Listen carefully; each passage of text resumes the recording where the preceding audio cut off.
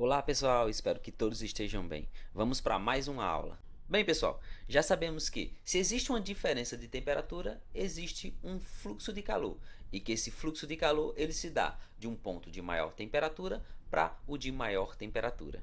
Sabemos ainda que um sistema ele pode se expandir vencendo a pressão externa e, portanto, realizando um trabalho sobre a vizinhança. Pode acontecer ainda de o sistema ele sofrer diminuição de volume por conta da realização de um trabalho externo sobre o mesmo, conforme a figura. Vamos estudar então o comportamento quando existe um trabalho realizado em uma expansão. Observemos a figura. Então, vamos supor inicialmente que um gás ideal ele se encontre no estado inicial I e ocupa um volume inicial VI dentro de um cilindro provindo de um êmbolo ou de um pistão, tá? E esse pistão ele pode se deslocar de forma livre, sem atrito. Bem, devido à pressão do gás, o mesmo exerce uma força sobre o pistão que vai deslocar o mesmo numa distância que vamos denotar por D. Portanto, o gás se expande até um estado final e o volume agora vai ser um volume final VF.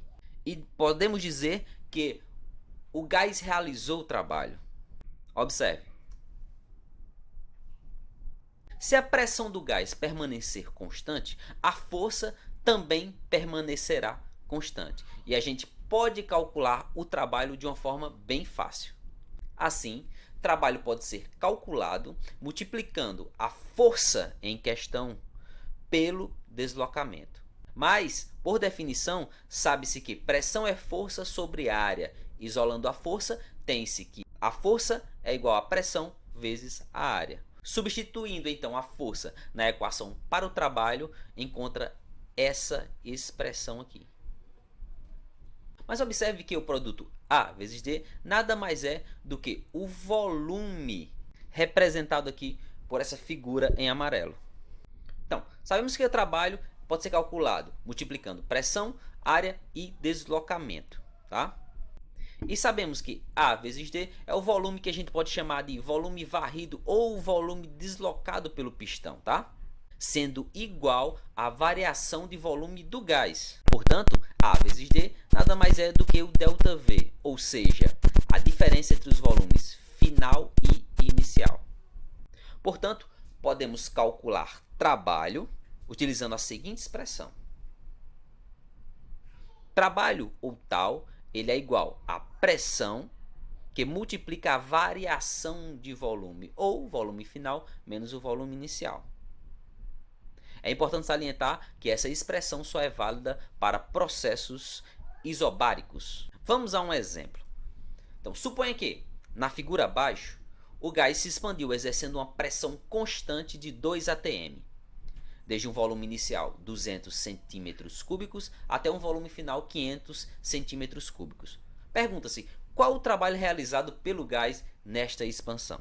Bem, como se tem um processo isobárico, a expressão mostrada anteriormente é válida. Sempre é de extrema importância que as unidades de medidas tenham coerência. Aconselho a colocar todas as unidades no sistema internacional. Pressão no sistema internacional é dada em Pascal ou Newton por metro quadrado. Sabe-se que 1 atm vale 1,01 vezes 10 elevado à quinta Newton por metro quadrado. E que 1 centímetro cúbico equivale a 10 a menos 6 metros cúbicos, tá?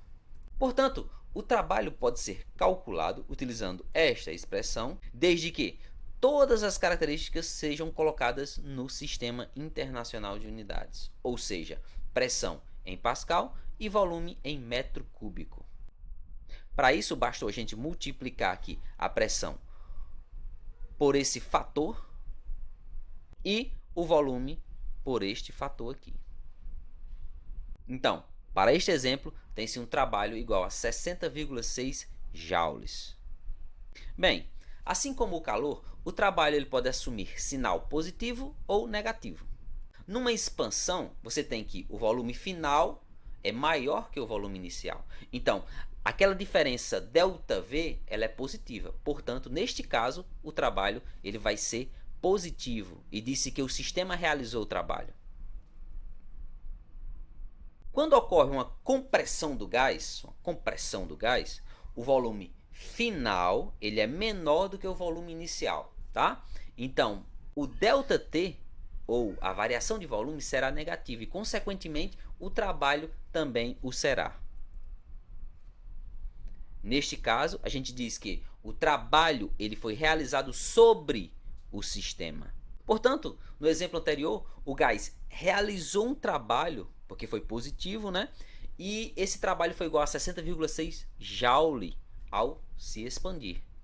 Se o mesmo cilindro fosse comprimido na mesma pressão, voltando ao volume inicial, a gente podia dizer que o trabalho realizado foi de menos 60,6 joules. Ou que foi realizado sobre o gás um trabalho de 60,6 joule.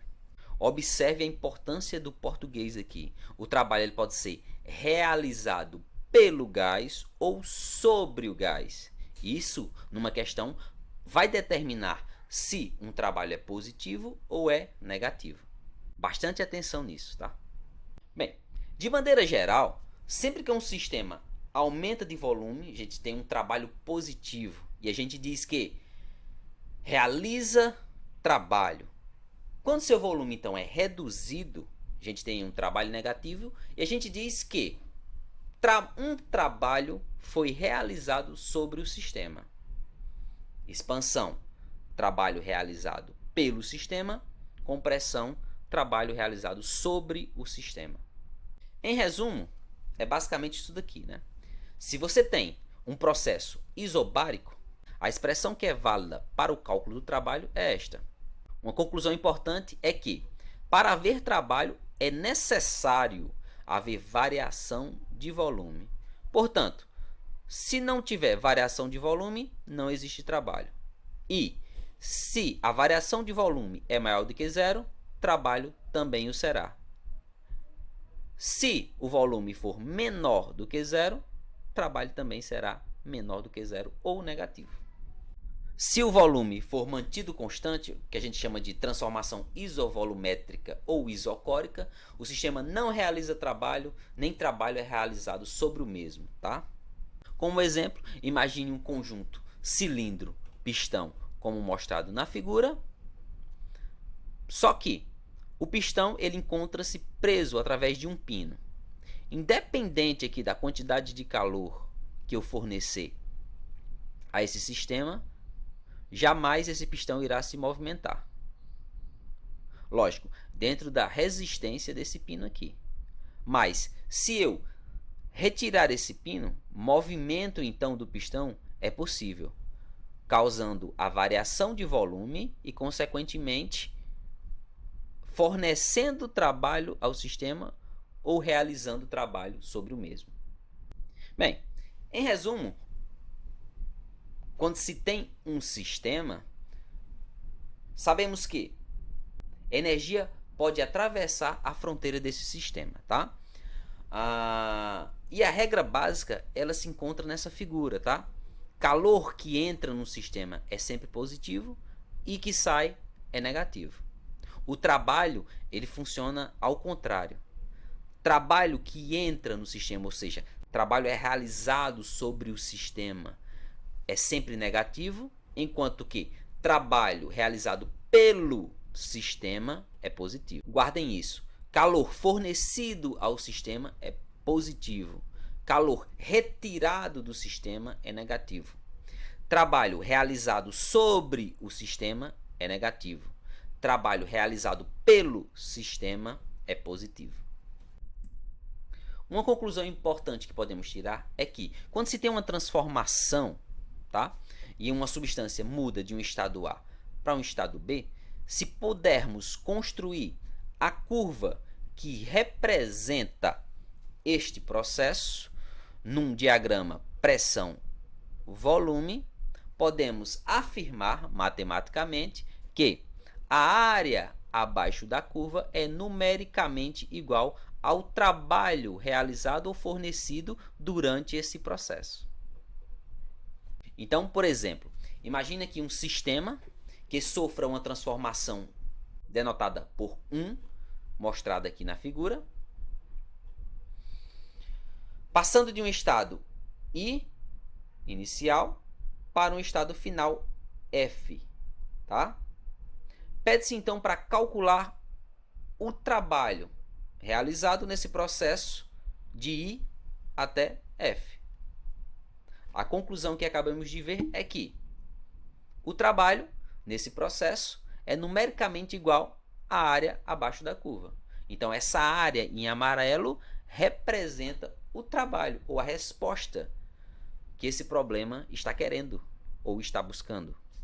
Portanto, para sabermos o trabalho que foi realizado ou fornecido nesse processo de I até F, basta que calculemos a área mostrada aqui em amarelo.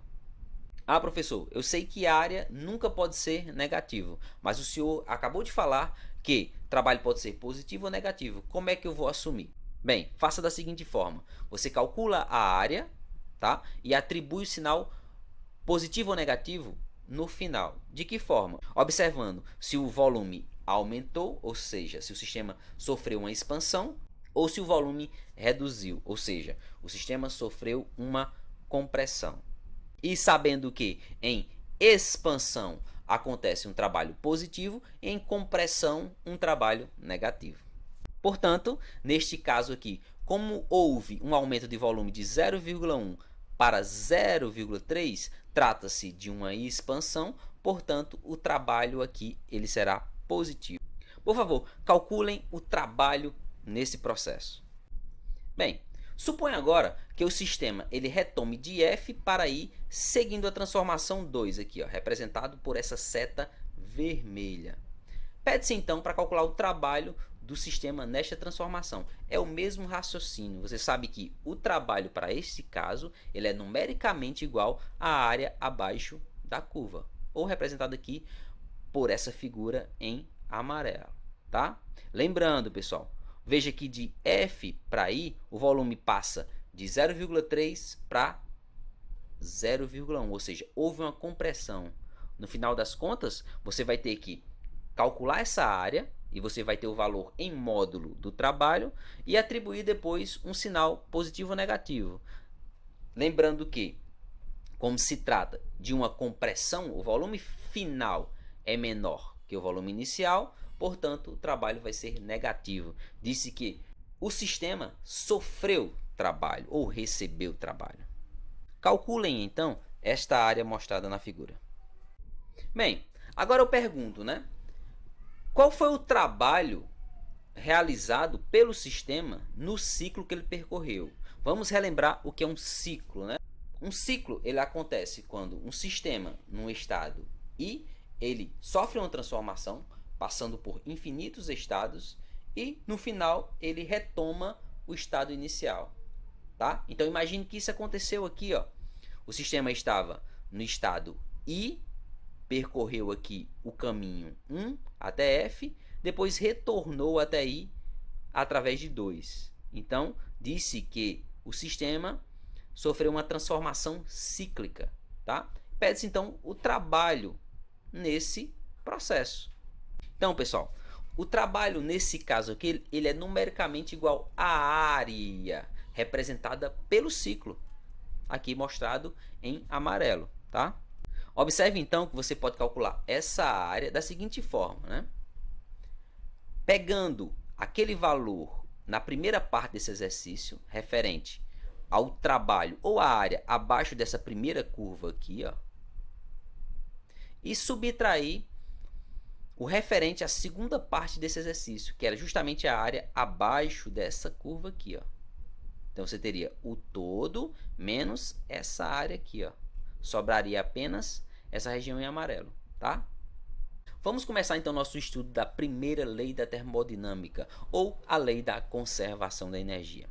Então vamos imaginar a seguinte situação. Imagine que exista um alimento cuja carga energética é de 2.500 quilocalorias, tá?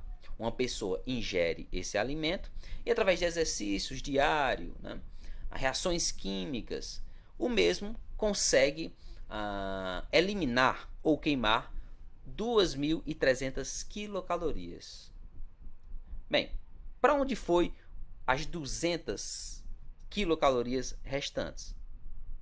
Ela fica reservada ou de reserva para o corpo humano. Mas observe, né, que aquela quantidade de energia ela não foi perdida, não desapareceu, tá?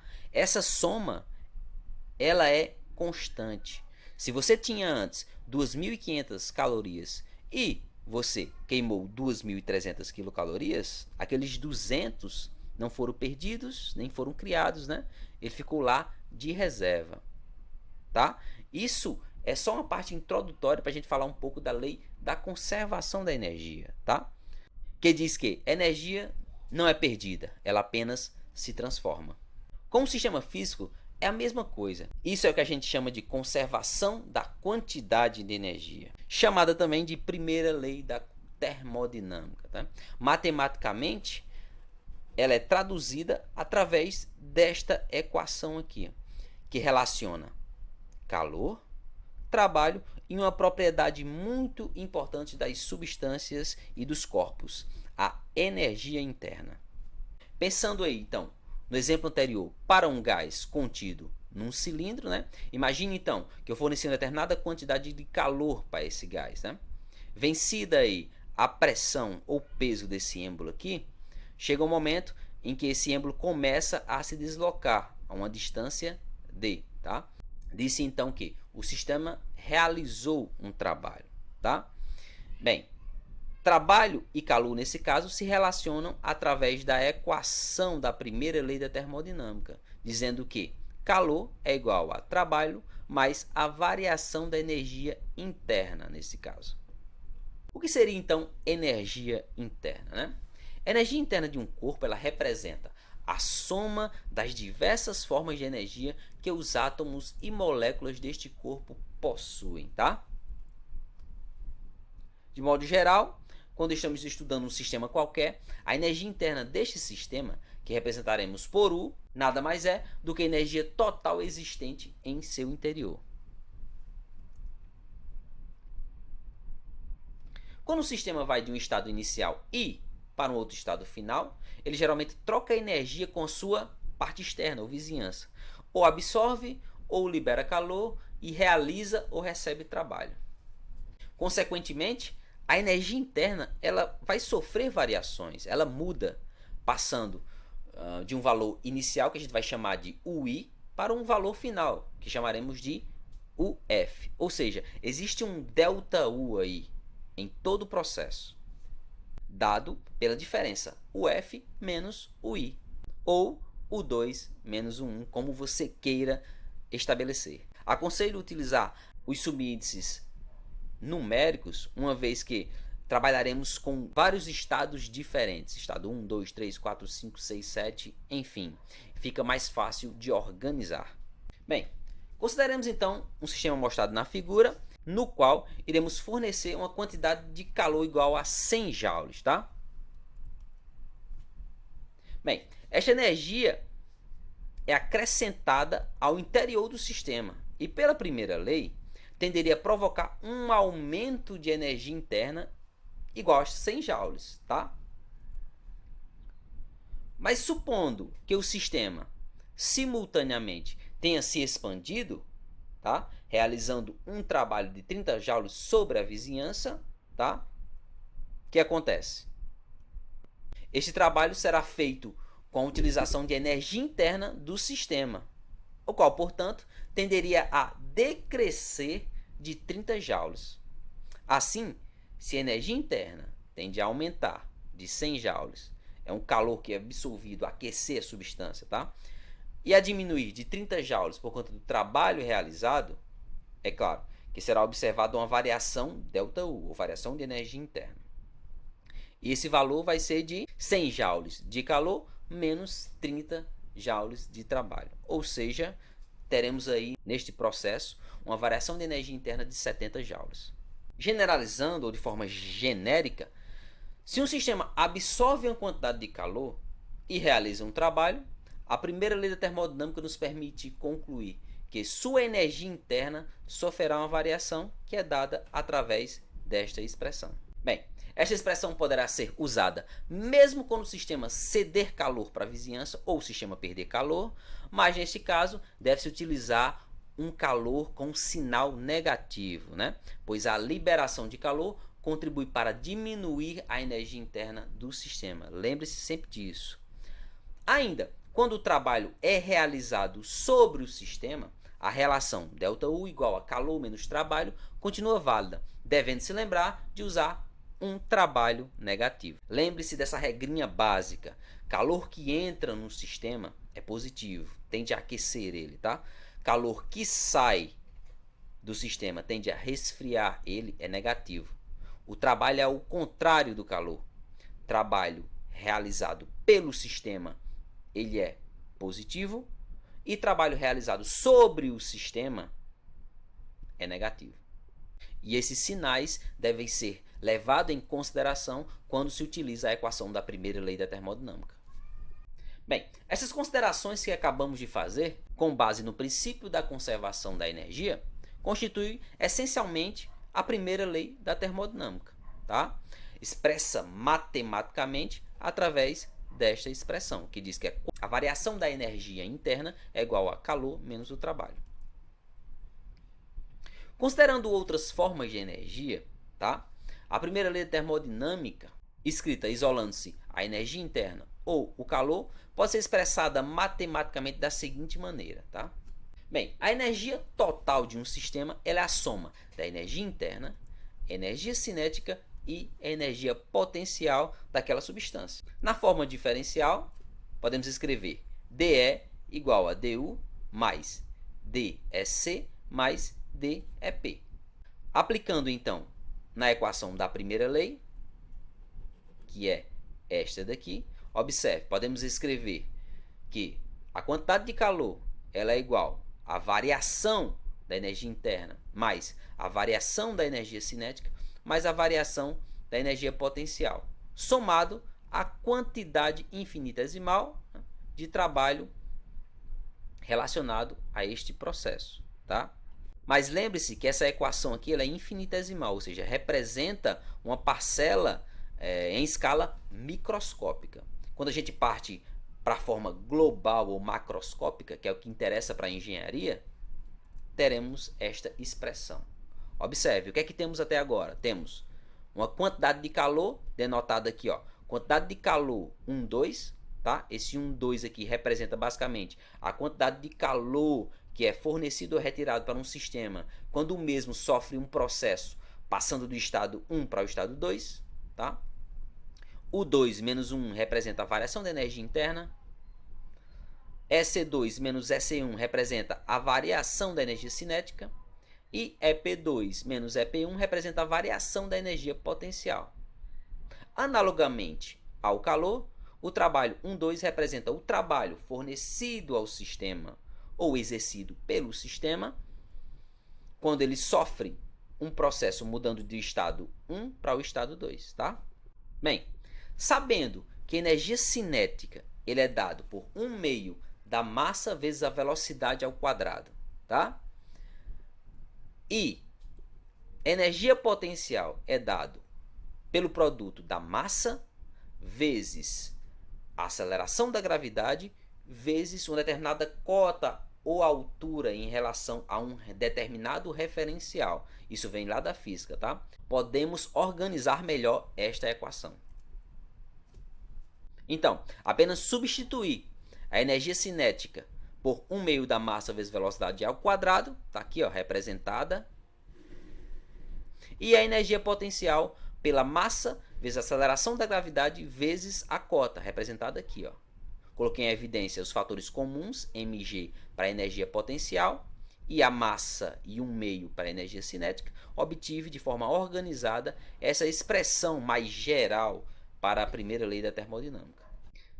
Tá? Lembre-se, aqui é representado a variação da energia cinética e a variação da energia potencial. Quando nas questões não falar ou não fazer menção à velocidade, tá? V1, V2, ou a cotas Z1, Z2, altura em metro, você pode automaticamente eliminar esses termos aqui, igual a zero, tá? Da mesma forma, se falar em processo adiabático, ou seja, que não há troca de calor, automaticamente isso aqui vai para zero. Ou se um sistema não sofre variação de volume, o trabalho é nulo, tá? Prestem atenção nisso, certo, pessoal? Trabalho realizado em uma expansão. Vamos a um exemplo, pessoal. Suponha que um sistema passe de um estado para outro, trocando energia com sua vizinhança, tá? Pede-se para calcular a variação de energia interna do sistema nos seguintes casos. Letra A. O sistema absorve 400 joules de calor e realiza um trabalho de 200 joules, tá? Então, a variação de energia interna é dada pela equação da primeira lei da termodinâmica. Observe aqui que não se falou em velocidade nem em cota ou altura. Então, elimina-se aquelas partes referentes à energia cinética e energia potencial, tá? E aí, ó, a quantidade de calor é 400 joules. Por que ele vai ter sinal positivo, né? Porque trata-se de um calor absorvido pelo sistema, tende a aquecer o sistema, está entrando no sistema. E o trabalho vai valer 200 joules também com sinal positivo, porque o trabalho ele foi realizado pelo sistema. Mais uma vez, pessoal, reforço, o português vai ser muito importante na resolução de problemas como este. Portanto, a variação de energia interna pode ser dada pelo calor menos o calor vale 400 e o trabalho 200. Ou seja, nesse processo houve uma variação de energia interna de 200 joules, tá? Este resultado nos diz que a energia interna do sistema ela aumentou. Imaginemos agora uma situação B. O sistema absorve 400 joules de calor, e um trabalho de 200 joules é realizado sobre o sistema. Neste caso, observe, o trabalho ele continua sendo positivo, tá? Porque é um calor que foi absorvido pelo sistema, tende a aquecer ele, porém, o trabalho nesse caso é negativo. Por quê? O trabalho foi realizado sobre o sistema. Assim, utilizando a equação da primeira lei, ó, a variação de energia interna é calor menos trabalho. Nesse caso, o calor 400 positivo, menos o trabalho, que vale menos 200. Observe um jogo de sinal aqui, menos com menos fica mais. Portanto, a variação de energia interna vai ser, para este caso, 600 joules. Logo, a energia interna sofreu um acréscimo de 600 joules, tá? O que é fácil de ser interpretado, uma vez que tanto calor é fornecido ao sistema, como também trabalho é realizado sobre o sistema, tá? Você está tendendo a aumentar a energia daquela substância lá, ou a sua energia interna, de duas formas, fornecendo calor e fornecendo trabalho. Imaginemos, por fim, então, a situação C, na qual o sistema libera 400 joules de calor para a vizinhança e um trabalho de 200 joules é realizado sobre ele. Neste caso, teremos um trabalho negativo de 400 joules, porque se trata de um calor cedido pelo sistema, ou seja, ele tende a resfriar ou a perder energia, e um trabalho foi realizado pelo sistema, tá? Esse trabalho então entra aí como uma parcela negativa, tá? Portanto, a variação de energia interna neste caso vai ser dada por calor menos trabalho, onde o calor vale menos 400 e o trabalho menos 200. Portanto, teremos aí uma variação de energia interna de menos 200 joules, tá? Assim, a energia interna do sistema diminuiu de 200 joules. Este resultado poderia ser previsto, pois o sistema perdeu 400 joules sob a forma de calor e recebeu apenas 200 joules pelo trabalho realizado sobre ele.